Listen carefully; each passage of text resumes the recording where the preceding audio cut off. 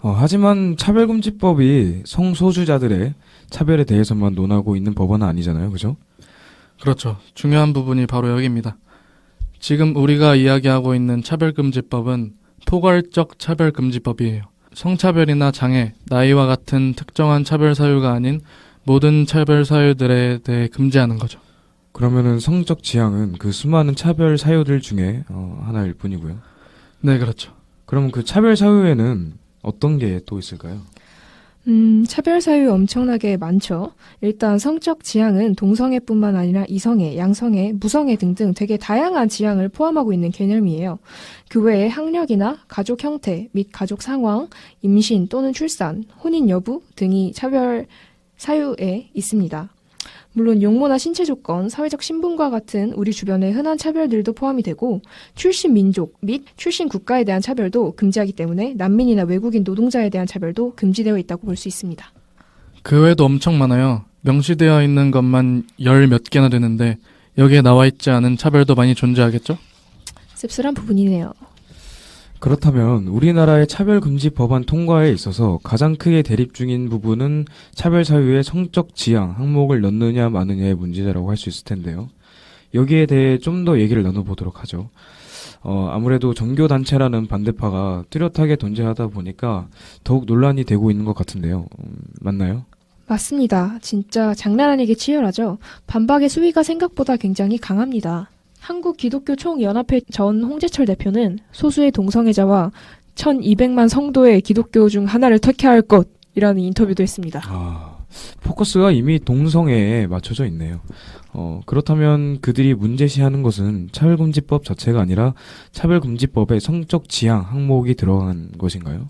그렇죠. 차별금지법을 동성애 찬성법이나 동성애 차별금지법이라고 일컫는 등 성적 지향 항목에 대해서만 반대하고 있다고 합니다. 하지만 앞서 고황 씨가 말씀해 주셨듯이 저희가 논의하고 있는 차별금지법은 성적 지향뿐만 아니라 다양한 차별금지 사유를 포함하고 있는 포괄적인 차별금지법입니다.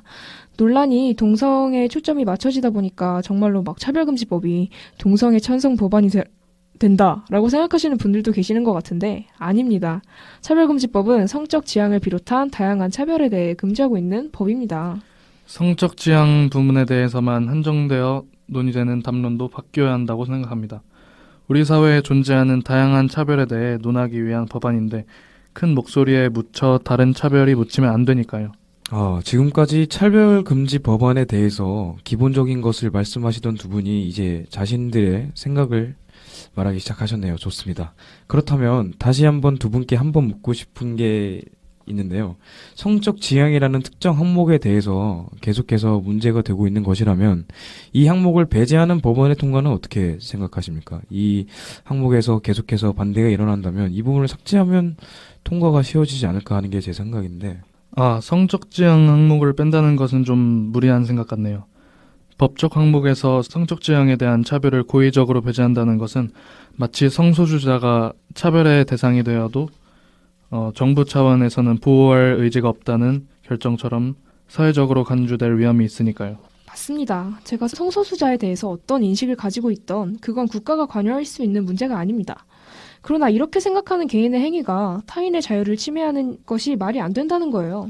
그러니까 내가 성소수자들에 대해서 나쁜 인식을 가지고 있다고 하더라도 그냥 그게 자신의 생각으로 끝나거나 종교 내부에서의 의견으로만 끝난다면 그것에 대해서까지 국가가 관여할 여지는 없습니다.